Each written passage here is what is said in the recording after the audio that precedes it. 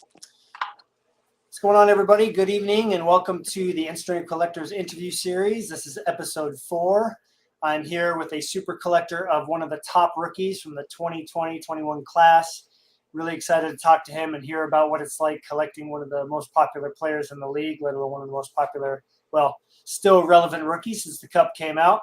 I happen to be joined by Reid, a.k.a. Case Hits Reid on Instagram. Reid, how you doing, man? Doing good. How are you doing? I am doing fantastic, feeling good. Playoffs are looming in the distance, so I know both of our teams are battling for position. I know they it feels like within a week, our teams can either be in second or fifth, anywhere within there, hopefully both in a playoff spot. But, how are you feeling about your team's playoff chances this year so far? Well, I'd say before February, I'd have been feeling really good, but we've had a really bad February, so hopefully we're getting the bad games out now and we'll kind of get hot at the right time, so. Right. Yeah, they definitely came out of the gate hot, and having drafted Jake Ottinger, and you know how much I'm a fan of him, honestly. He would be like probably my next guy I would go for, just because I enjoy watching him play. He's a young kid, and they're a young team, and they're doing really well. But, hopefully they pick it back up here. So being a Jason Robertson super collector, that's very fascinating, I think, for a lot of us, especially as player collectors who either collect guys that are retired, collect guys that are playing, but at the twilights of their career, like my player, or somebody who collects like a Johnny Gaudreau, loves the player, was a great player in Calgary, kind of fallen off. Patrick Laine, same thing. Great players in their own right, but you're collecting one of the best goal scorers in the league, the most popular rookie probably from that class, arguably. I think Kaprizov, is up there for sure, but arguably the most talented and most popular player. And he's on a good team. So, just off the top of your head, what's it been like since you kind of got into really collecting him? How have you been navigating those waters? Because I feel like it would be really competitive, really frustrating at times, but also super exciting when you're able to get good deals and so forth. Yeah, it's definitely been an adjustment because when I started collecting him, he wasn't those things, Like when I started collecting him, he had just finished second in Calder to Kaprizov, and it seemed, and for whatever reason, no one cared about him still. Like this kid that was like 21 finished second to a 25-year-old or whatever, kind of like a Panarin situation, and no one seemed to care, and I was really confused why. Like I'm a Dallas fan, so I watched him play every night, and I saw he's pretty damn good. Yeah. So I was like, I was pretty new into the hobby at that point, so I was like, I need to, like during his rookie year, so I was like, I need to figure out who I want to collect. And I was like, he's pretty good, so I'll start buying his cards. And then slowly he started, like there was 2 separate times where his prices just like took like 2 separate spikes up, and then they flattened out, and then they went up again. Like last year he scored back-to-back hat tricks. I believe the second one was against Minnesota, and his prices just like tripled. And I'm like, what the hell is going on? Like, because before that they were like, that was kind of right in the middle of platinum. So I kind of use that as my reference. Like his base autos were like $40, $50. And then when that happened, they went to like $160, $170. I'm like, what the heck is happening? I was like in the middle of me trying to collect the rainbow. So I was like, oh my gosh. Right. And then after that, go ahead. I was just gonna say, after that they kind of settled down a little bit, maybe like 100, 125, and then he had been playing well, so it just slowly went up from there. But then this year, November, he had the best November out of anybody, so his prices just went even higher through the roof. And it's a double-edged sword, because you're happy because your guy's playing so well, but then you're like, dang, it's just a lot more expensive. It's gonna be harder to collect everything I want. It's tough. That was definitely an adjustment to make, because we both kind of, I want to say, since 2020, you and I really started collecting our players passionately. Like, I really went after them, and it was really nice at first for both of us, because our players were kind of mid-tier, right? They weren't cheap, but we could still get good deals every now and then. But Fleury goes and wins the Vezina, and then shortly after that, Jason Robertson really starts to go crazy, and we're both dealing with these big spikes. And I really feel like that, I guess it helped me appreciate getting cards so cheap. Always, but then when our players are stinking, right, and they're not doing very good and our prices come down, it's sad, but at the same time, it's great because the cards are cheaper. So Yeah. it's kind of a double-edged sword, you know, if you think about it. But so I mean, you know, talk about kind of collecting them and the ups and downs of that. Did you have a specific moment where you said, okay, like I'm gonna?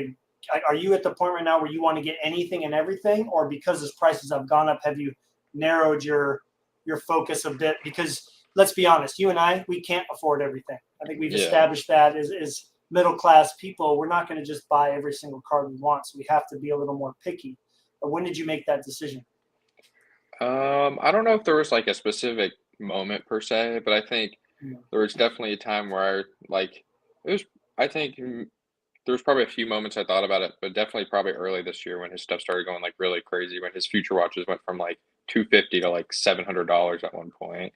I was like, okay, I need to start instead of just buying all these cool cards for 100, $200 or whatever. I need to go for the quality over the quantity, you know, just really set my sights on the really hard to find stuff. It'll be more expensive, but I'll get more enjoyment out of that one card than I will out of 10 cards, you know. All right, and that's a hard decision to make because I fight the whole quantity over quality type battle all the time, and I don't know. Sometimes when you're building a rainbow, it looks so nice when they're all like together, you know. But I feel like with those, you have to almost pick one or two to kind of focus on and let the rest of them go. You know, just knowing how expensive they're going to be. Were you able to buy in low on a lot of his bigger cards before his prices went up?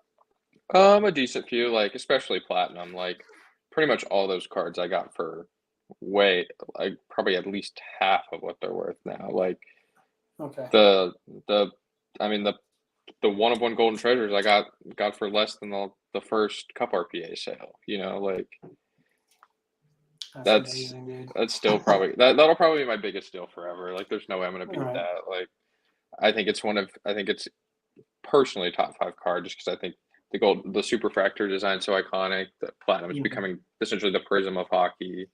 Like Right. I think every year platinum's getting more popular. So I think it's a really good card to have. Yeah, I'm excited to hear about when they're finally going to let this year's come out. It's gonna Hmm. be neat. Gonna be neat. It's. I love everything that they do with that set. I love the unique styles. I know people. Aquamarine is so lame. Like I don't know anybody that Yeah. has a scanner, but that was one of my favorite cards to see scanned in because it takes the shine away and you can just see the design. And it's so cool, man. I love seeing the different things that they try with that set. I do have to say though, I'm just off topic. Well, not off topic, but off the questions here. You say OPG Platinum. Which parallel ended up being the trickiest to track down besides the obvious, the golden treasures? That's you hit right situation, right price. Everything has to line Yeah. up perfectly to get those. But out of all of them, because I'm curious what you're going to say, because I know for me, I had one that was really tough to find with Marc Andre within the first month. Was there one that stands out to you? Yeah, so like, like kind of like you're saying, the golden treasures kind of just fell into my lap. It got posted in a Facebook group of 120 people, you know. Oh, you So lucky dog. You yeah, lucky it dog. was like a tiny stars collectors group that the guy posted in because he wanted it to go to an actual collector, which was instead of I love somebody that. trying to just get the highest buck because he could have gotten a lot more in my opinion, even at the time.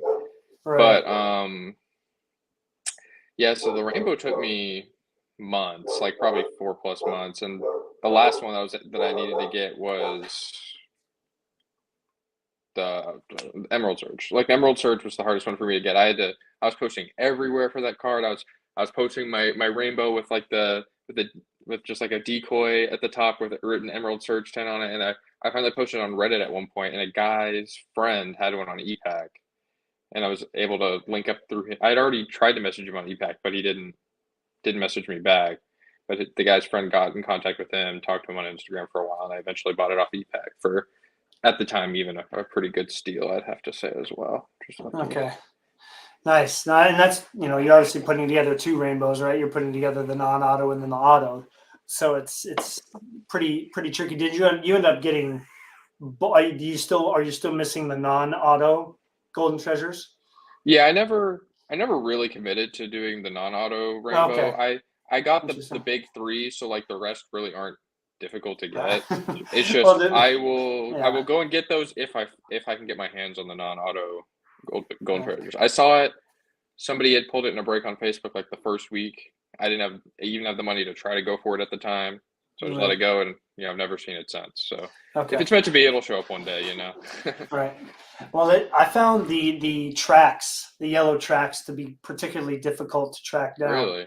Yeah, it was funny because there was one pulled in it on Instagram, and then it was the guy's like, "Dude, I live in Canada. It's not worth the money for me to ship it all the way to you." Which, I mean, I would have paid $10 with a stamp to have it sent here, no problem. But he was opening a lot of product. He's like, "It's just not worth our time." I'm like, no biggie, no biggie. And that was the last one that I tracked down of the non. Before the gold and the orange checkers and the emerald. The emerald surge ended up being really expensive, and it was my first rainbow. So all I'm missing is the golden treasures, and I don't know where it is. I don't know if it's been pulled. It's probably in a box still, but Yeah. it would be great to finish it off. So yeah, just kind of curious about that. But just kind of going off that, do you feel like when you're putting that rainbow together, when you're putting a lot of your J-Rob cards together now, I mean, there's got to be so much, like almost overwhelming, right? Especially with the cup now dropping, everybody's probably sending you this J-Rob, this J-Rob, this J-Rob, this J-Rob. You got any highlights from our community on Instagram of how they've been helpful in your quest to collect some of those bigger cards over the last 2 years or so? Yeah, I'm trying to. I don't know if I can think of a specific moment off the top of my head, but I've had so many people send me stuff over and over and over. Like like you said, it is pretty overwhelming at times, but it's Yeah. extremely helpful because I mean, there's definitely been times that I haven't. I would have never seen it if somebody didn't send it to me because they follow a certain person on Instagram and they had it on their story, stuff like that.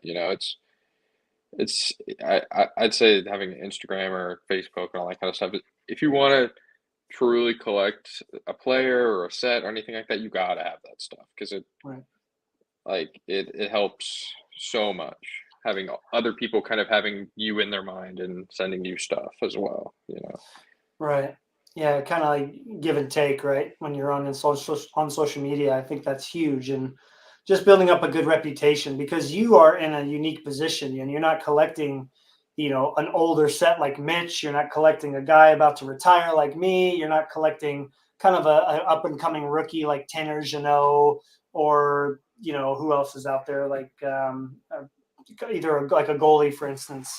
Like somebody who's just kind of coming along that's a bit cheaper, you got to do a little bit of digging, but you're collecting like one of the premier guys. And so you and like 500 other people are looking for cards of this player. And so it's got to be nice knowing that people are going to send stuff to you before it goes out to the general public, because it's just, again, it's got to be really tough to think like, I know that all it takes is one other collector to drive up Fleury's prices 25% on all the big cards. One guy or Hmm. female or whoever's bidding on it, and you've got so many pairs of eyes looking at his cards. So do you feel like you've changed your approach at all this last year since his prices really took off in order to find some of those really top tier cards? Um, I don't know if I'd really just think I'd change my approach because I was already like pretty fanatical beforehand, just posting everywhere on Facebook, like looking at all the groups, checking eBay all the time. Like Oh yeah. I I Oh, I refresh eBay so many times an hour. It's too much, but it's a habit at this point that it's gonna be hard to break because I found stuff that when you find it first, you can sometimes make some stuff happen. So yeah. Hmm.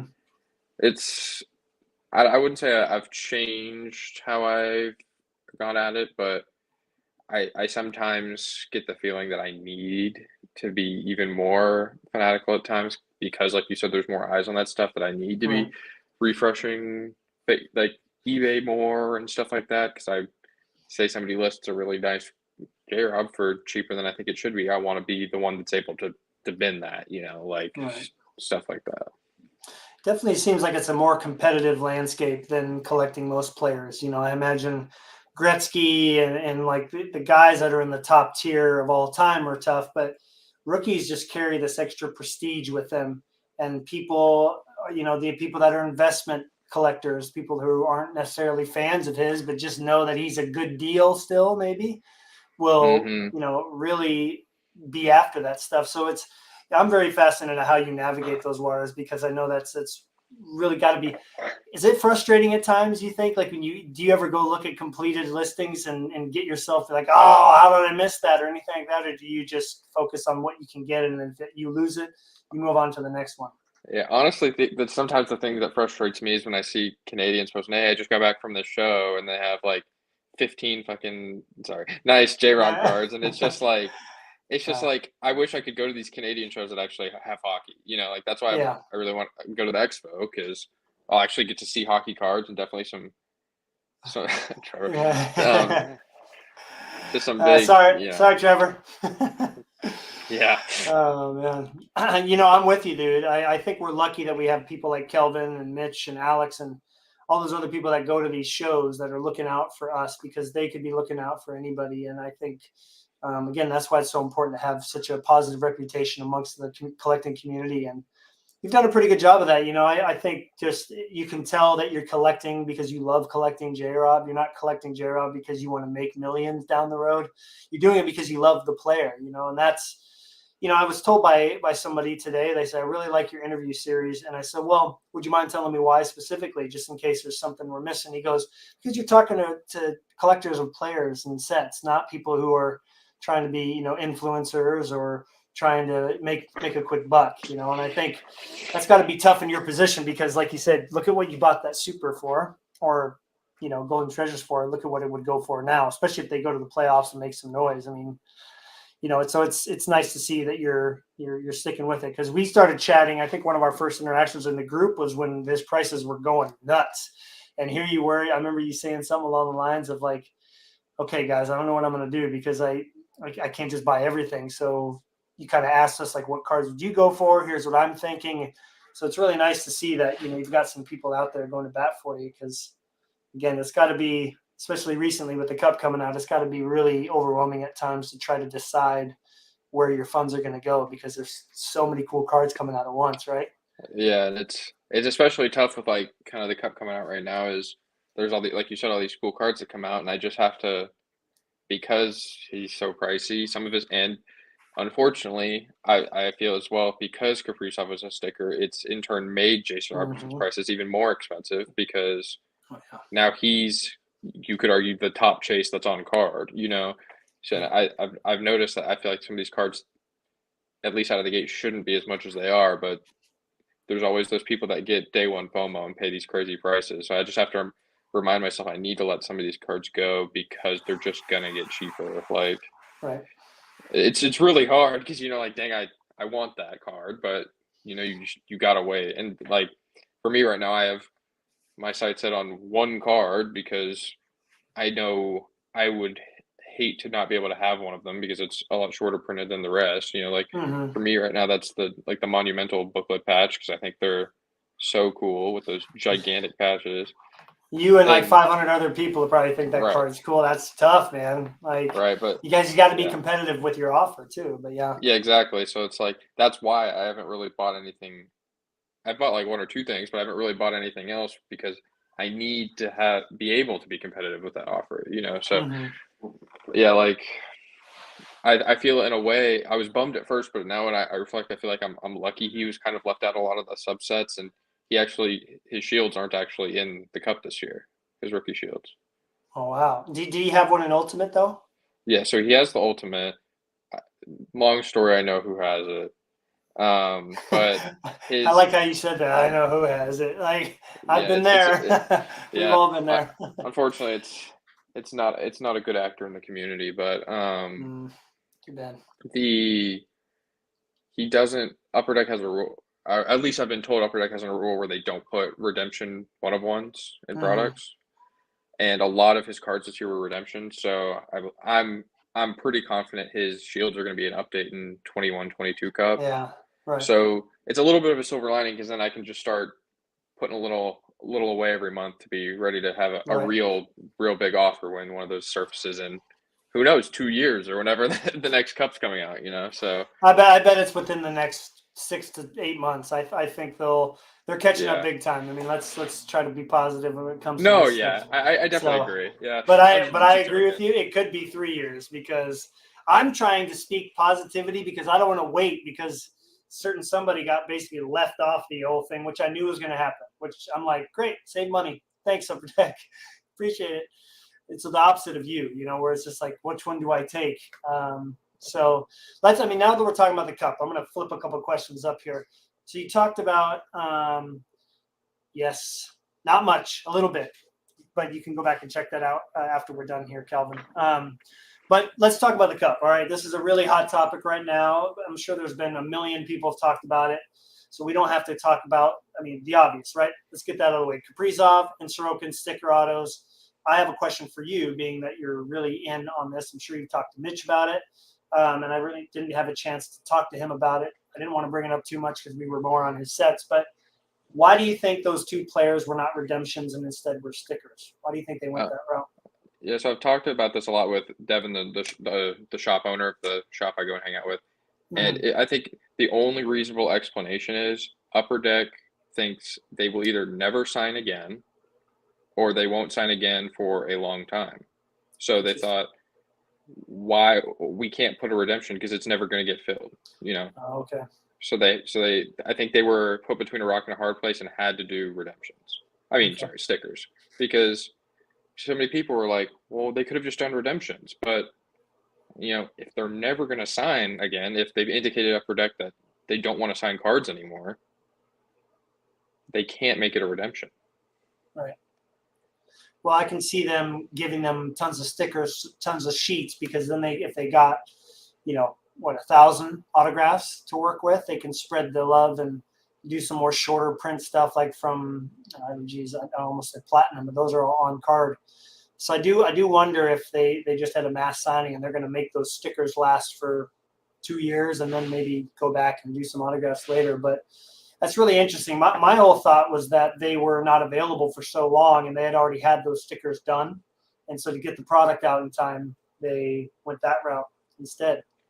It's definitely possible, but I would think that then it would make sense for them to make them redemptions, right? But maybe, I guess you could also argue that maybe they didn't want every single one of their cards to be a redemption. But it's tough. So I think you could see it either way for sure. So I guess only time will tell whether, what's true about that, What would you have done if Robertson was sticker autographed?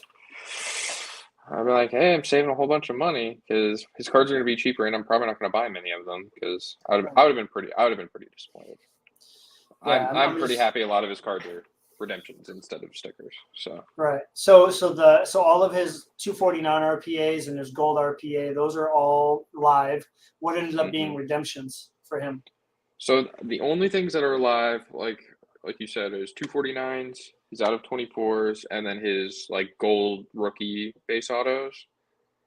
Pretty much everything else is a redemption. So his exquisite horizontal patch auto, exquisite vertical patch auto, monumental booklet, the rookie class had a 25 horizontal patch auto. Okay. Pretty much everything. And I thought since he was at the All-Star game, they were going to have him sign the stuff there, but I redeemed a redemption and it still hasn't been signed. So I guess I'm going to have to wait till the summer at least. So. Right. Yeah, I'm always very curious about how that whole process goes. I showed you all that picture when Fleury and all of his teammates were signing, and hopefully they were Minnesota cards. But you see how all those players, and I feel like those players are probably more willing. The Joel Eriksson X and the Miro Heiskanen. How do I say it correctly? Heiskanen. I really like him, by the way. Really enjoy watching him play. I hate because he always kills the Wild, but I like guys that are, happy to do that. I feel like you're never going to have to worry about that with them, But then you've got, Upper Deck wanting 5 million autographs from J-Rob and Kaprizov and all these guys. So it's definitely got to be pretty tricky. Yeah, it's tough to convince young guys that are making $7 million plus a year to sign autographs. I definitely think it's tough for Upper Deck for sure. Right. Well, how are you feeling just design-wise with the cards? Because, we had that chat on one of the roundtables about the size of the patch on the RPA and then even the limited logos. Did he make the limited logo set too? He did not. All right. I know the feeling. So but how are you feeling about the design of the cards that he's on? Are you feeling good about them? Because they were made in Italy, right at the other other printing place? Are you kind of okay just picking up a few because the design's not so good, or are you digging everything that they've put out? I think the exquisite, at least like the exquisite vertical design's really sweet, but Those are they don't really nice. change much for exquisite because it's always really nice. I think Yep. the vertical RPA it's okay. Like it's not terrible, but it's not my favorite. I think the patch window when you really look at the other years, it's really not that small. And the limited logos as well. Once I saw one in person, I think they're actually it's a good size. It's just different. It's not a square. It's a rectangle. Okay. Nice. But yeah, I think it's a middle of the road. I definitely want to try to get like the jersey number, and I've noticed this year I think they've made it even more of a thought to make the gold RPAs really really good patches. Like Hmm. I've seen some Ottinger golds with like the perfect Dallas Stars D right in the middle and stuff like that, like some insane patches. Like Nice. so, That's it. definitely a good gold, and then jersey number, kind of what I'm eyeing. Most other than that, I really kind of want monumental and stuff, maybe exquisite stuff like that. I'm not really the type to try to collect seven. Well, I guess I kind of did it Premiere, but that was because I like the design a lot. But like Mhm. 7 Cup RPAs and 10 Future Watch autos, and the main line cards. I like to kind of spread out to some of the other cooler cards with nice designs. Right. Well, doing that is easy with a guy like Leland Irving. I love collecting his cards, and guys like that are cheap. You can buy 7 of the regulars and like 5 of the golds, and be happy looking at all how different the patches are. But doing it with a guy like J. Rob, that would just be, even in the off season, would be expensive. I imagine it would just be really tough to have to try to do something like that. But I am curious about this because this is something I haven't done yet. My dream is that the Kraken will draft a really young, like star goalie, and he works his way up in like 2 years, and I can collect him after Fleury retires. That way I'll have like a steady stream. But what is your approach going to be? I mean, well, you're already doing it, right? Because we're 2 years post rookie year. Are you enjoying him being in all these sets as not as a rookie? Do you still go for those, or do you stay away from that still because you're picking up a lot of his rookie stuff? Yeah, I still think I think there's a good handful of rookie cards, other than the cup, that I still have my eyes on, Mhm. like certain one of ones and stuff that I know. There's at least one or two one of ones that I know the location of that I don't think many people do. So I need to, Mhm. kind of keep my mind on those type of things. But kind of once I feel like I've collected most of the rookie stuff that I want that I can, I definitely will branch out for some of the cooler and rare like vet cards. Like Right. when Platinum 21, 22 Platinum finally comes out, like I'll try to go after his golden treasures and stuff like that. I don't think I'm have any plans to do a rainbow again unless I somehow stumble into a one of Do one, and then it. maybe I'll Do it. consider it. I just Yeah. put so many hours into the rookie auto rainbow that I know what it takes now. So I'm like, do I want to do it again? So Well, you're going to have a little less competition, right? I mean, it's second and third year cards. I think should be he's one of the the best the best rookies and best players on his team. So I mean, hmm this is funny. What's going on, Alex? Reid thinks it's J. Rob, and I think it's Marc Andre Fleury. But that is probably the easiest question to answer. There's never going to be a debate about this. Wayne Gretzky is the best player that ever played the game, but I think you yeah. could argue for a few other guys. But so yeah, I mean his I like how you call it vet cards. It's funny. He's been in the league 3 years now. He's a vet. He's pretty darn good. I mean, every time I watch the guy play, he moves. There's something about him, Kaprizov, still Crosby, but then McDavid and Draisaitl, like the top tier guys. There's just that extra little bit that they have that they do better than everybody else on the ice, and they really stand out. I mean, I'm just speaking from watching a lot of Wild games.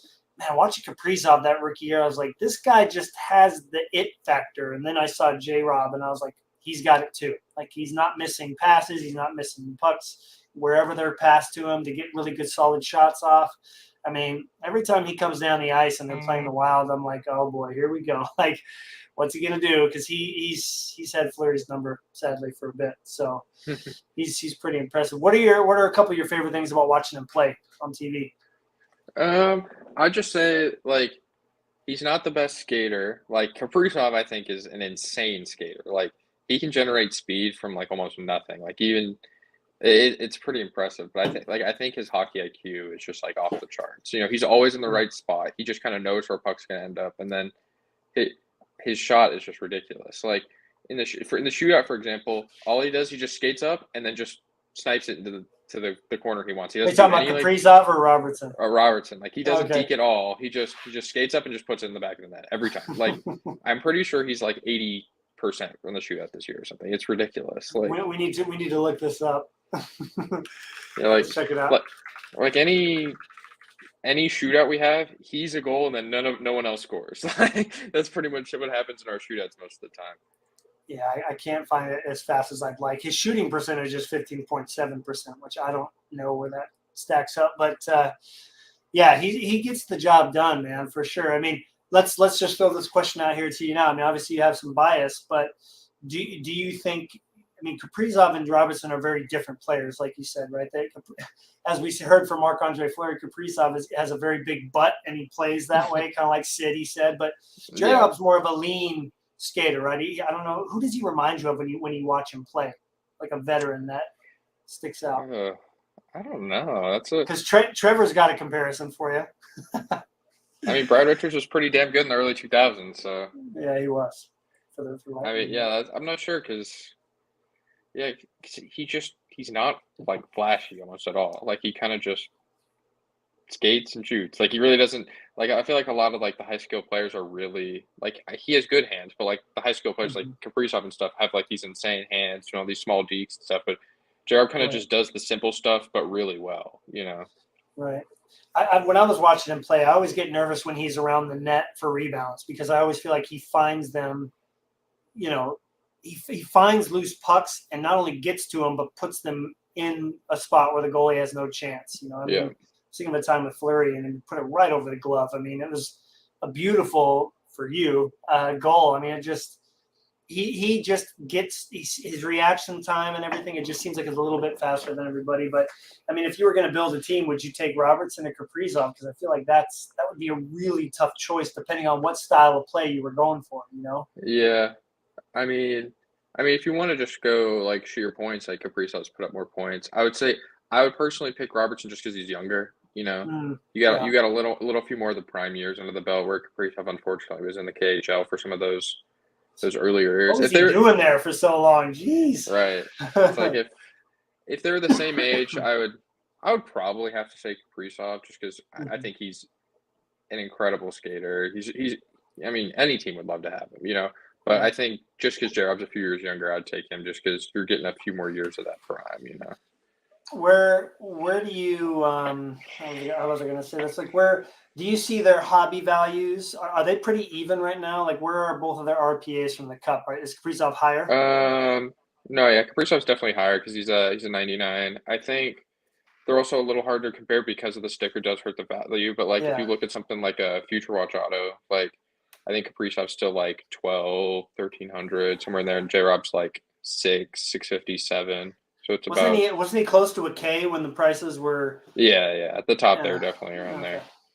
Okay, interesting. Yeah, because they both are so talented in their own right. But I think if you were to start collecting either player, Robertson would be the one that you'd want to collect before Kaprizov. He's younger. He's got more upside. He's playing on a very fairly young team. So yeah, but I enjoy watching both of them play. I just hate watching them play against the Wild. I'd rather not see that ever again. All right, let's get to some cards that you have in your collection because how long have you been since 2020? You've been collecting Kaprizov. What I mean, 3 to 5 cards that you can show us that, you know, if I would have told you pre-collecting Jason Robertson, if I or somebody would have said, hey, Reid, in the 2.5 years you're going to have these cards, you probably would have been like, nah, whatever, not of this guy. Yeah. So I actually started collecting in 2021, believe it or not. So I started collecting August of 2021 because one of my buddies came into town and I'd gotten him. I was on a vacation. I knew he collected hockey cards a little bit, but I had never tried it yet, and I got him 2 packs of 1920 retail from Pike's Place Market in Seattle, actually. Oh, there you go. I brought him back on the plane because I knew he was coming into town. I gave him to him, and guess what we pull in those 2 packs? We pull a Canvas Makar Young Guns, like absurd start to to my my hockey card career, right? From a box of packs I picked out of a box of retail in this like coin shop in Pike's Place Market. So then me and him go around and he finds some hobby boxes because he's a New York fan, so he want to pull some Laffy or try. So yeah, right. But we opened some boxes of Series 1, and I was like, okay, this is pretty cool. So then that's kind of where I started, and then probably a month or two after that is when I really started collecting J-Rod because I was like, I need somebody to collect. I can't just do this like without collecting anybody, you know. Right. So the 4 cards I have with me, I'll just show them one at a time. I'll start with this. This one's it's gonna be hard to see. There it is. It's jersey number. The jersey number is gonna be hard to see, but jersey number Premier RPA. I actually found the video of this getting pulled, which is pretty cool. Oh, sick! Awesome. This was like my first like big purchase as far as J-Rob. I spent a good amount of money on it, but I knew I had to have it. Next is the jersey number Future Watch auto patch. Really nice patch as well. Jeez, look at that. Is that gold holofoil on there as well, right? Like around the window and everything? Yeah, you can kind of see it a little bit. It's really nice. Jersey number, nice auto. I really like the design of the Future Watch auto patches. I think they did a great job on those. And then I got, obviously I've talked about it, the 101 Golden Treasures. And they graded it. I forgot about that. Jeez. Yeah, I graded it. Have you been tempted to pull it out, or did you grade it yourself? No, I graded it. Okay. I graded it because I just had it in a one touch in a box and I was afraid to touch it. So I was like, I'm gonna put it in the slab at the National, so then I'll actually be I won't be afraid to actually hold it in my hand, you know. Right.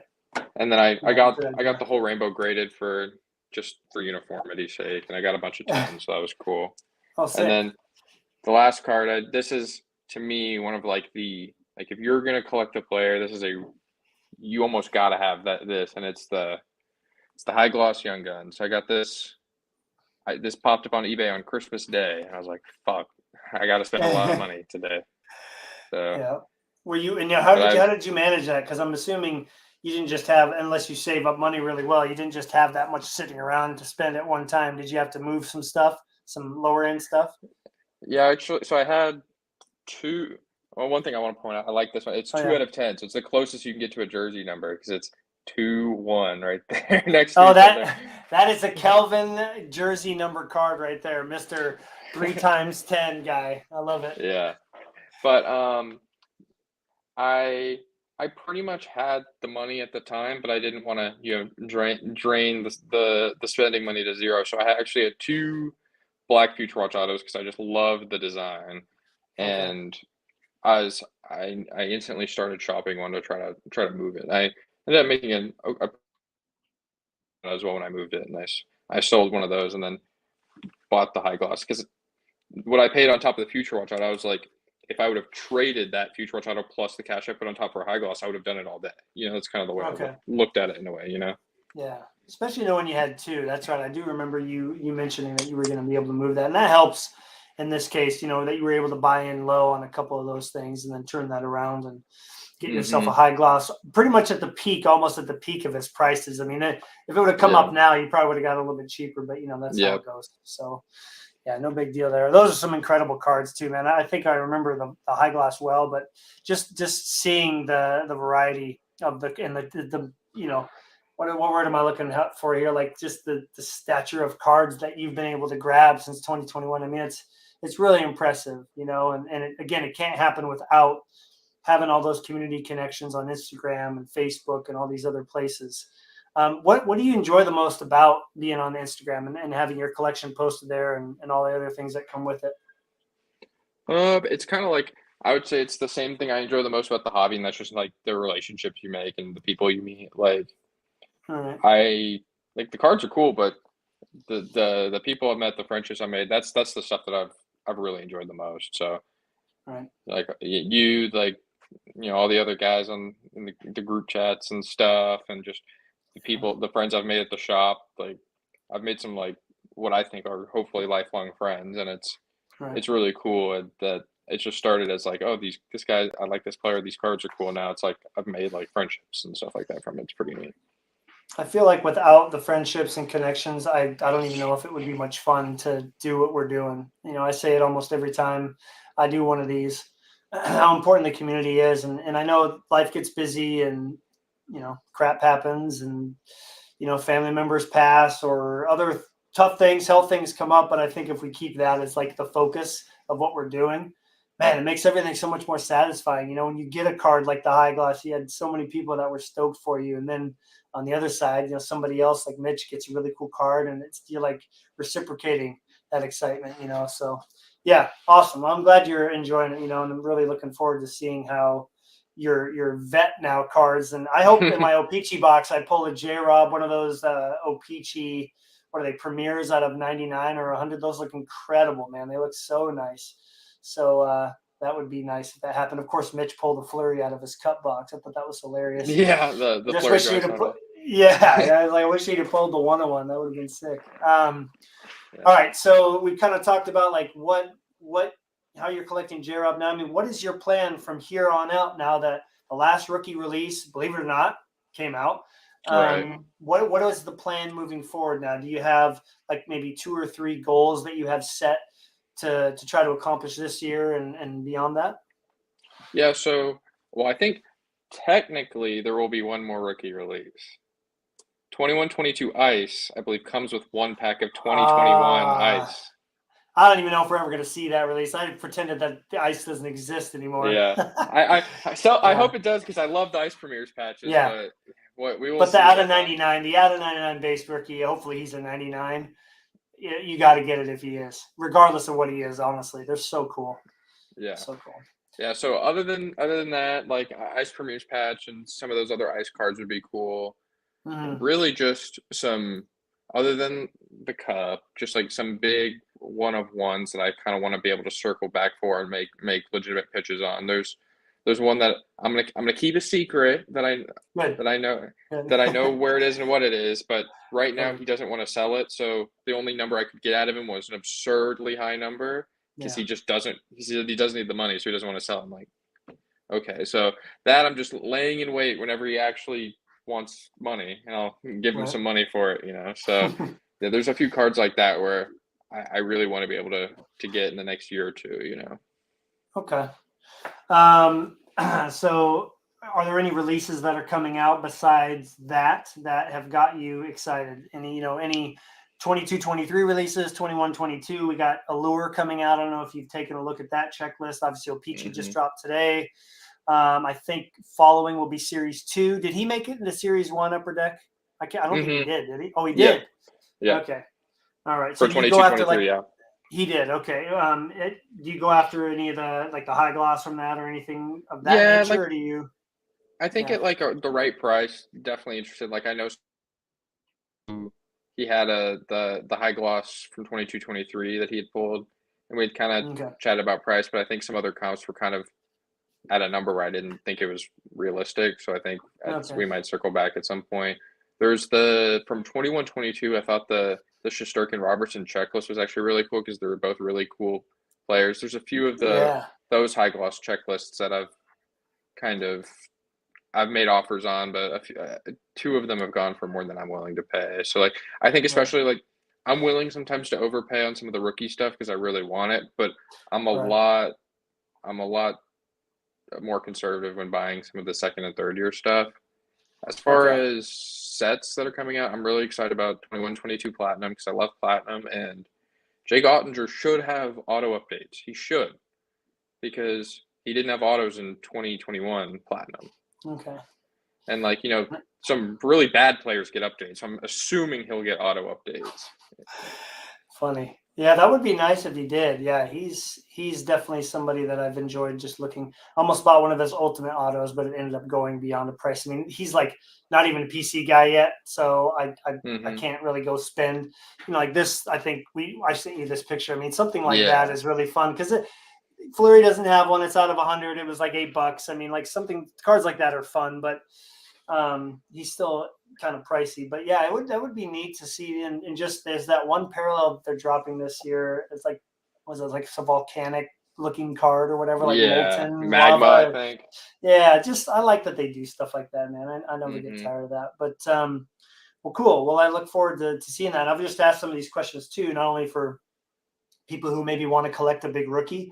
They can hear some of your thoughts and the process that you went through to do that. But I know that there might be a time when the Kraken get, or I find another goalie that just there's something about him that reminds me of Fleury. So I, go after him, and knowing how to navigate those waters of collecting a rookie is not easy, because there's tons of cards and there's tons of eyes on those cards. And I almost feel like I'd like to collect somebody that nobody is going for, because then if they do Yeah. become like a really good player, you're like, yes, like Mm-hmm. I got all these things at the low end. But yeah, cool. Well, let's hop into the Mr. Bros questionnaire, shall we?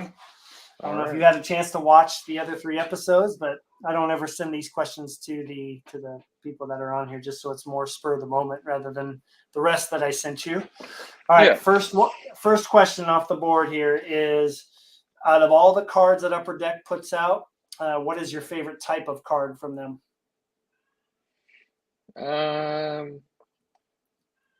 So like, like patch auto, like with stuff like that, Yeah, like is that the first thing that came to mind? A patch auto? yeah, especially like rookie patch autos. I think they're just such like a quintessential card. They check for most people. They check all the boxes. Rookie, nice Right. patch, depending on how big the patch window is, and an autograph. I think it's some of them. I don't like the design as much, and especially if they're sticker and stuff like that. But like, there's a lot of like really good rookie patch autos. Like the ultimate jumbos, I think are awesome. Giant patch window, usually yeah. really nice patches, short printed, like really cool stuff. All right. Good choice. I had a feeling you'd say that, being a collector of somebody who was most recently a rookie. Name a card that your collection needs. I mean, definitely the Ultimate Shield. That's the card I probably Okay. thought about the most. It was on eBay for a little bit. I made really strong offers, but he didn't. I probably offered too much, and he didn't take it. So if it's meant to be, I'll get it at some point. So Right. Okay. I hope that happens for you someday. What is there an account on Instagram that you find yourself looking forward to? I'm sure there's a few, so it's definitely don't want to try to exclude anybody, but is there a specific account that you maybe want to shout out, or an account that every time you see a new post, you're just like, oh man, this is such a cool collection? I'm gonna shout out my buddy that got me into the hobby, because I think he, like, we kind of started, like, I think I inspired him to start player collecting, and now Okay. his player collection for the player is undeniably the best in the world. Like, I don't think you can argue it. Dang. It's TNJ Sports NY. He has the best Keandre Miller collection in the world. I will say that up and down. He has the Ultimate Shield. He has both Golden Treasures. He has pretty much all the big cards you want. I mean, with Cup coming out now, he has his sights set on some of those, but he has the full auto and non-auto rainbow for platinum. Okay. Like, his collection is awesome. He's missing a high gloss. I know he'll get that at some point, but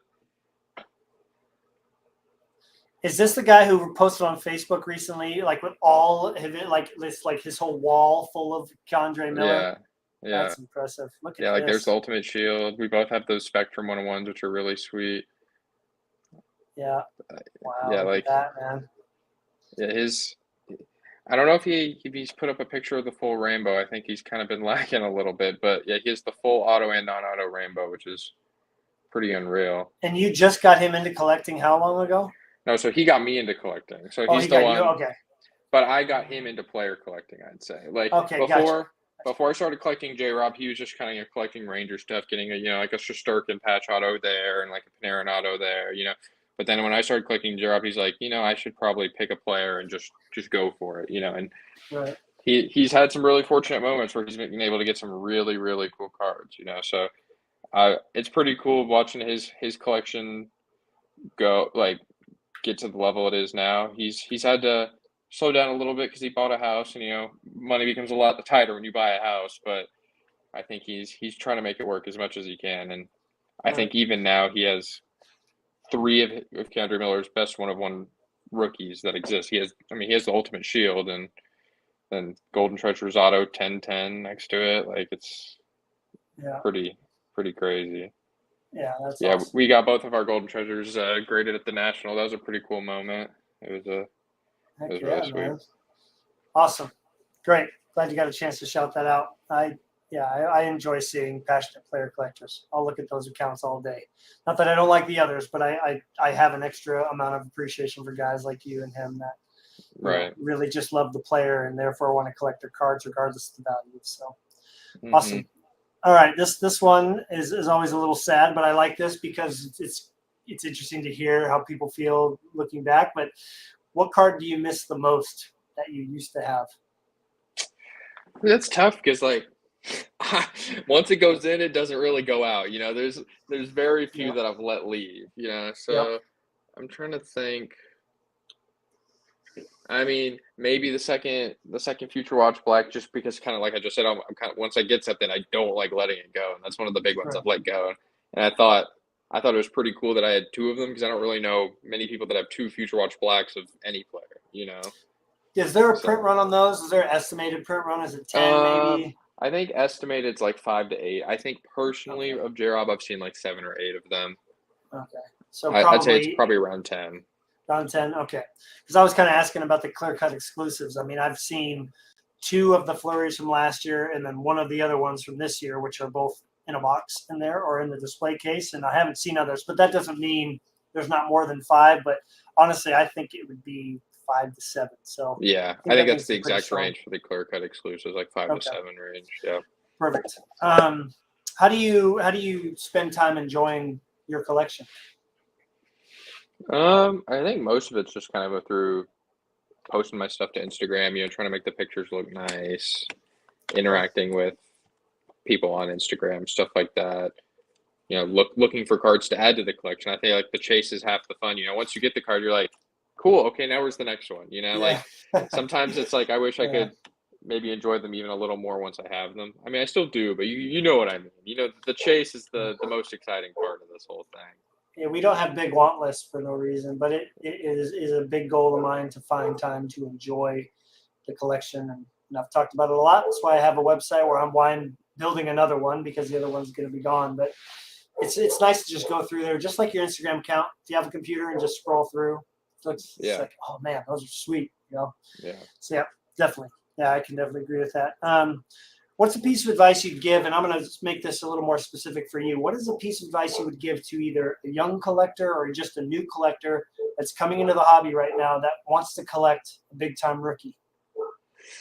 Well, if you want to collect a big time rookie, get a job because they're gonna be expensive.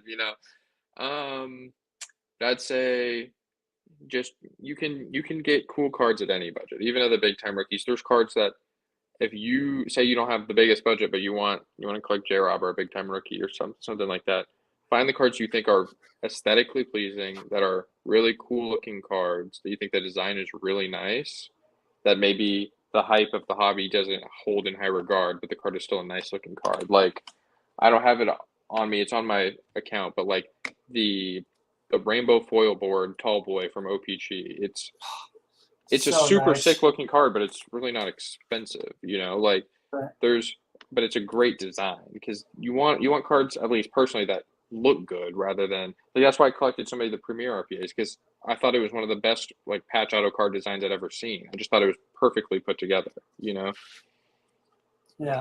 So really Those are just focus on the cards you think look the best at kind of what the price you're willing to pay. Like don't get caught up with the hype of what everyone thinks is the best cards. like that. That's a great piece of advice. Right. Don't just follow along with what everybody's talking about. Do the go after the cards that you truly love, and especially with design. There's such a variety of designs with all the different sets that are coming out. So yeah, find your shtick and go for it. What is your biggest? We did an episode. Were you on the pet peeve episode? I think Yeah, so, yeah. yeah. So what is right now, just currently? What is one of your bigger pet peeves in the hobby? Um, it's been I'd say like recently a little less prevalent, but I think like kind of the November time where his prices were going crazy, people giving me advice what I should do with my cards. I'm like That's telling me strange. you should sell your stuff because his prices are so high, stuff like that. Oh Like, yeah, I mean, it's like there's a reason I put in my bio. I'm a collector, not an investor. I'm buying these cards because I like them and I like the player, not because eventually I'm hoping to get a big payday. If I Right. was trying to get a big payday, I would have just put all the money I could into like nice McDavid stuff, like the Yeah. surest bet there is. Like it definitely it didn't really get to me, but it was still a little annoying when these people are like, yeah, you should be selling your stuff right now. It's like, okay. I mean, what I did is I sold some of the cards that I didn't care about that I could absolutely get again. Like I sold my Young Guns PSA 10 for way more than it should have sold for. And now I can buy one for half of what I sold it for. But Yeah. like any cards that I actually cared about, I'm not gonna sell them because I collected them because I liked them, not because I wanted to make money. Right. But I mean, that is the true test when a player like Jason Robertson was spiking. I mean, you could have made some serious money on even just the one-on-ones that you own. So, yeah, I mean, that's a true proven test that you are here for the love of collecting and not for the money. And that's not something you find a lot. I mean, I know some of the people that got in during COVID are backing out, but just don't see that as much anymore. So that's great to hear. Um, Looking down the road, where do you want to see your collection in the next 5 years? I mean, just kind of on the path I'm on, just a lot of just I want to be able to have the cards that I know if I ever got rid of them, I probably would never see them again. Okay. These really elusive one-on-ones, just super rare stuff that I know if it gets into another collector's hands, they're never getting rid of it. So Mm-hmm. stuff like that is really what I care the most about now. So Awesome. Yeah, it's gonna be cool to see if you can track down, the shield maybe, or get the shield in the collection and other one-on-ones that he has, and is as a vet. It'd be cool to see if you're able to track some of those down for sure. All right, last question about you and your collection. I mean, when people find your page, maybe for the first time, or they come back and look, or they interact with you, how do you want people to view you as a collector? um I guess it's somebody that just like kind of like we already talked about, somebody that just like really cares about the player and cares about collecting the player, not any other kind of motives that some people have in the hobby that like I'll see like kind of we were talking about earlier the competition I have. Honestly, I think I have more competition for people with big banks that are just buying up all his stuff they can, thinking it's going to go up in value than other actual collectors. Like Oh yeah. I think I'm willing to pay on average a little more than almost any of the other like actual collectors. But Hmm. sometimes these guys that just have, they you see the pictures, they have 10 Ovi future watches and 9 Sid future watches, and they just have these big banks and they're just buying up all the stuff they can. Those are honestly like more of my competition. So it's just yeah, just trying to deal with that the best I can. Makes it more impressive that you have what you have. Honestly, just kind of going through the account here. I'll show everybody here after the next. So I can do it right now, actually. Might as well, since it's in front of me. I mean, anybody wants to just, if you're not following Reid, here's where you can go to do so. It's Case Hits Reid. Where'd you come up with the name, by the way? I was curious about that. Yeah, I just couldn't think of a name, and I just wanted to collect cards that like Mitch always gives me crap because he says you don't post real case hits, something that comes one in every case. I mean that wasn't my intention. My intention was you see one of the cards I have in my collection, you say, oh, that was the hit of the case. Like that was Hmm. like obviously you're getting into semantics a little bit there, but that's the way I see it. Right. I like you get a high gloss J Rob from a case. Obviously you're not gonna get a high gloss in every case, but that was the hit of the case, stuff like that. No, for That's the sure. way I see it. I agree. No, that's exactly it. There's the beautiful rainbow right there. By the way, I was going to ask, out of all these, besides the emerald, which is a color match, and the golden treasures, which of the non, of these two, which of the rest of the autos, which one do you like the most design wise? Mm, I would say like that's tough. So I really like the cosmic because of the stars in space thing. It's a Same. Dallas star. He's in space. I think that's pretty neat. And the Yeah. cosmic's near and dear to me because that's the one that I pulled. Like I actually pulled that card, which Oh is wow! No way. yeah. I pulled it on my birthday, which is pretty cool. So that Wait, one's really special to me. Is it way down here? I was just gonna pull it. I don't know if it got a solo post, honestly. You can scroll a little bit, but Okay. I'm not sure. Yeah, because I don't remember seeing that, or I don't think I knew that either. Here's one of the few times we get to see it when it's not in its slab. Yeah. Yeah, it's funny you did the Yeah, whole that breaks posting. every once in a while. I have to post more to make it work again. But Yeah, yeah, I guess it didn't get a solo post, but okay, that's so you. What was that like for you? Because at that point you were heavily collecting him. I mean, what was it like when you pulled that cosmic you out know, of the box? it was awesome. So it was a redemption, and I knew when I was ripping the box that I think the cosmic was his only redemption. There might be one more, but I'm pretty sure it was his only redemption. And I saw that there was a redemption. And I just had a feeling that I was like, is this actually J-Rob? And That's so I cool. pulled it and I just started jumping up and down, running up and down my hallway. I was so excited. It's definitely one of Sick. my favorite memories. And then it came back to Wonderful. PSA 10, which is just extra cool. It's Heck yeah. really sweet. That's great. Well, hey, you can follow Reid right here, K6 Reid on Instagram, and if you haven't done so, check it out. I mean, I'm excited to see where this collection continues to go, and I like that you sprinkled in some Miro right here. I saw a nice Pavelski. Here it is. It does have its own post. Oh yeah, Nice. okay, there you go. Beautiful picture too, man. You did a great job capturing the shine of Yeah, that. the Sometimes it's iPhone subtle. scanner. Yeah, that's right. iPhone scanner. Then I did notice a nice Jake the Snake down here. Looks Yeah, great. unfortunately, that's no longer in the PC. I traded that to a buddy to upgrade my PSA 9 seismic gold to a 10, but I I felt it was worth it. don't blame you. Don't blame you. All right, last two questions. These are quite fun ones for me personally. That's why I threw them in here. You've been watching hockey now for a little bit. Is there anything that you enjoy about Marc-Andre Fleury, other He's than seeing definitely him get scored on a bunch of times by your team? he's definitely got the flash. Like I think he's a good showman, especially with the glove saves. He Yeah. definitely does the big windmill when he gets one of those, right? And I think I really like Flurry, especially kind of off the ice. I think he has a really fun personality. See him, prank Sid or Gino and all that stuff. Where he'd tape up the jerseys and stuff like that. And Oh I think yeah. Flurry just seems like a really good guy. Yeah, he seems like somebody whether you're a big fan of hockey or not, he would just be a fun guy to chat with about being a professional athlete and all the other things in between. But all of his teammates say that, so it's good that you noticed that too. Is there anything that you would like to ask me? This would be a great time.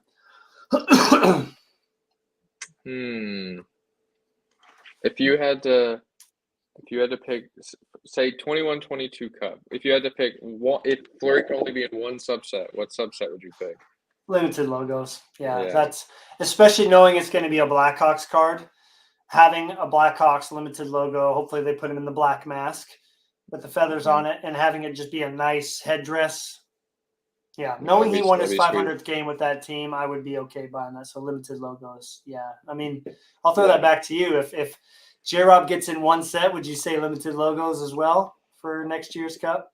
Yeah, I do really like limited logos. I mean, how can you not? It's a V Right. patch set game used. Like it's the I mean, like I think we all know I think it's the epitome of patch auto. Like I don't really Oh, think there's much better than that. So oh yeah. No, they're some of the most beautiful cars to look at. As I'm building my website, every time I get to my Cup section for that year, I'm like, oh baby, I get to see the limited logos because he wasn't put in quite a few, but he was in some, and some of them are just, especially when the design works so well with the patch. hmm So I would either say that or the honorable numbers are always really fun. Yeah, those Those are are just sweet. beautiful. All right, well we've got a question from Alex, and he wants to know honestly. So, who's your greatest of all time? Let's pick two players here. Who's the greatest player of all time, and who's the greatest player right now? Okay, I mean, I'll throw in a third one because personally I think these two are pretty easy. It's Gretzky and McDavid. Yeah. But what I'm gonna throw in greatest goalie of all time. I think for me it's a no-brainer. I think it's Hasek. I think the top three is even like almost inarguable that Stone. it's Hasek, Juan Brodeur, and in my opinion, it's Hasek, and then you can argue two and three. Hmm. That's I just think, especially what he did on some of those Buffalo teams compared to Right. kind of some of the monster teams Juan Brodeur were on. Like Hasek is just, I think, an unbelievable player, and I think I'm honestly surprised he doesn't get as much hobby love as he does get hobby love, but I feel like he should get even more because I think All right. he was an unreal player. What's going on, Paul? Glad you made it, dude. Been enjoying your posts. Always some good shiny Oilers stuff. Yeah, I mean, I'm with you on that one. I think it's easily Gretzky and McDavid. Bobby Orr is probably one of the best defensemen of all time. Cale Makar has a chance to be one of the best that's ever played the game. Nicholas Lidstrom. You know, I was looking up some stats. Fleury, technically, by .1, .01, has a better save percentage in his career than Patrick Waugh, which I think is hilarious because, like, you know, I think if you were to look at the top 10, Marc-Andre doesn't get on most people's list. I think Grant Fuhrer makes it over him most times because it's Grant Fuhrer, right? He won all those cups with the Oilers. But it's interesting. Like, you look at some of their stats, and Waugh just has this prestige, and he was the reason his teams won as opposed to Marc-Andre at times. So I find that to be a really interesting debate. But, yeah, I think the greatest goalie of all time. I mean, it's so tough not to say Jacques Plante, so tough not to say Terry Sawchuk for the era that they played in. I think there's greatest of their era. Right. I think the greatest of the 90s is you could pick any of those three guys and nobody would really argue with you. Patrick Waugh, Martin Brodeur, and Dominic Hasek. I saw Hasek do things that Brodeur would do, but he was so solid. I mean, even the All-Star game, people would get annoyed with him because they couldn't score on him. Yeah. You know, like he was that good. And he's like, what do you want me to do? You know, but I think any of those three guys. So it's going to be cool to see as Robertson's career continues to progress. Like, he's a heck of a goal scorer, and goal scoring, just like have you seen with Austin Matthews, it carries a lot of prestige with it, and he's going to work his way up. I'm really hoping that the Stars within the next couple of years do some really good things in the playoffs and continue building around those core players. So we'll end with this question. What is your prediction for this year's playoffs for the Dallas Stars? Where do you see them getting to? I mean, I think, kind of like I was talking about at the very start, I think it really kind of depends on how we kind of do down the stretch. Like, we've kind of been in a slump, kind of playing pretty not good hockey, especially in February. We were playing really bad. But if we kind of right the ship and get back to where we're going, I think second round is definitely not a crazy thing to say. And then kind of from there, any team can really win it after that. So kind of just see how it all shakes out after that. But I think I would obviously be disappointed we didn't win it all, but if we get to the second round and put up a good fight, even if we say get taken out by the Avalanche or something like that, like I would still be kind of happy with how our trajectory is going and how our season is going, because I truly believe our window for like real cup contention is like 2 to 3 years from now, because we'll have Wyatt Johnston in the league. Like, he's 19 and he's put up like he's on pace for 20 goals. Like, he's playing amazing. And then we'll have Stankoven, who's been playing great. Like, he played amazing at juniors with Bedard, and then Maverick Bork and all these other young players that, plus, Robertson and Hintz maturing and all that kind of stuff, that I think we'll have a real shot at that point. But you got a good young goaltender too. I mean, he still has his ups and downs, but as I've learned with goaltending, you know what I mean? If you get hot at the right time in the playoffs, a la Carey Price against the Vegas Golden Knights, you can win a series or more with one good goaltender. So Jake plays a lot of games, and I like to see that. He's played in the playoffs already. So it would be interesting to see how it goes. Yeah, I would like to see them in Minnesota make it to the second round at least. That would be really, really neat. And you never know, they might get matched up. So it'd be interesting to see. Yes, I hope not. I really hope not. We cannot stop your team. I remember last time it was like 1-1 going into the third, and the game was 5-4 Dallas. I'm like, what happened? It's easy, guys.